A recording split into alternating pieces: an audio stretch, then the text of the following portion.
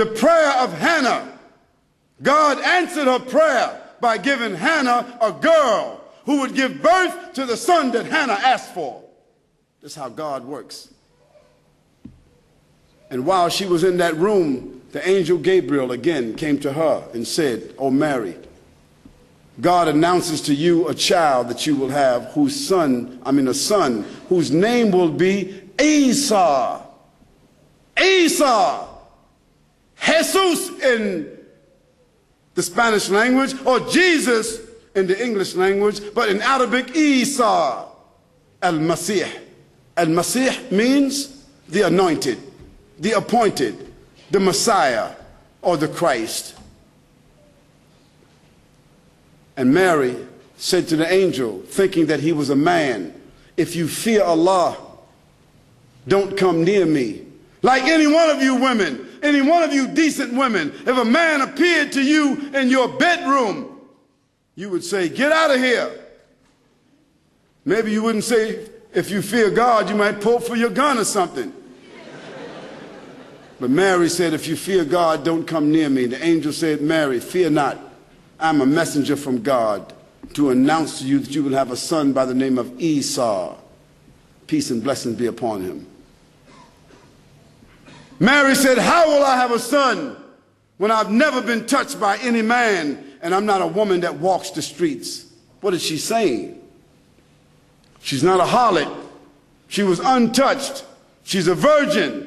She doesn't even mix with men. So how she will be pregnant? The angel said to her, "So be it. When God orders a thing, he says to it, what? Be, and it is."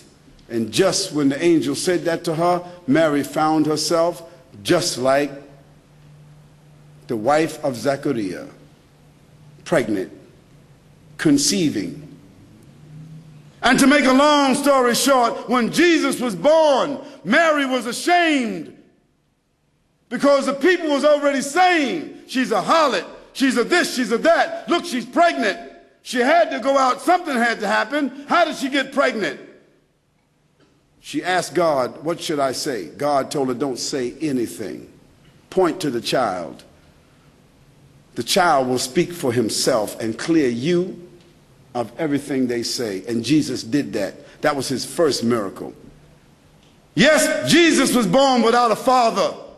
That's the first phenomena. Secondly, Jesus spoke from the cradle. Is that correct?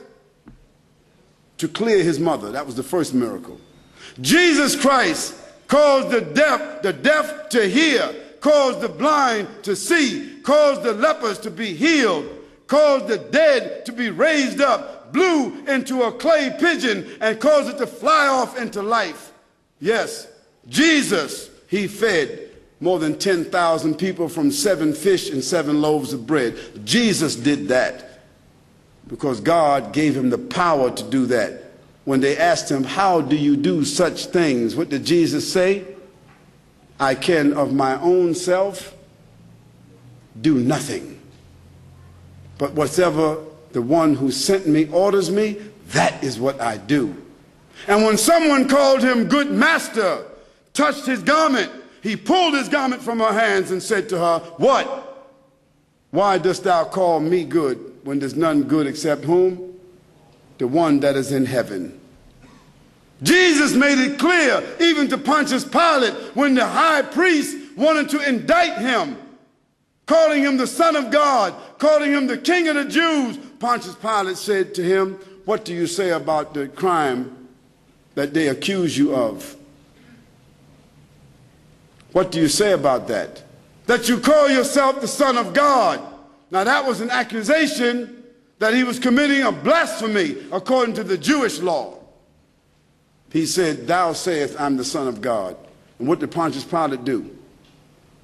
Pontius Pilate said, "I wash my hands and I find no fault with this man." Isn't that what Pontius Pilate said? His response was that Jesus was not guilty of what they said, because by what he said, he denied it. So if Jesus denied that, how can somebody else for all these years keep calling him something that he denied? I say all these things to you because we Muslims, we love Jesus Christ maybe more than those who call themselves Christians.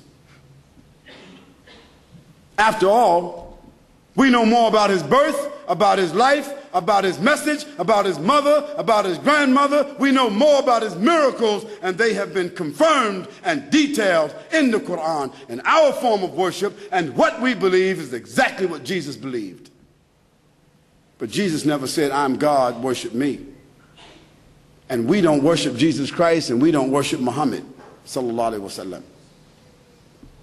We say that Jesus Christ is the Son of Mary. He is the Messiah. He is a word from God and a spirit that God put in the womb of Mary, and that God put his words in Jesus Christ's mouth, and God gave him the power to do the miracles. That's what we say. We say that Jesus Christ was a great prophet and a messenger of God, and that he announced the coming of the Comforter, that Counselor, who would make all things clear, who would bring a book that would stay with the world forever, Muhammad sallallahu alaihi wasallam.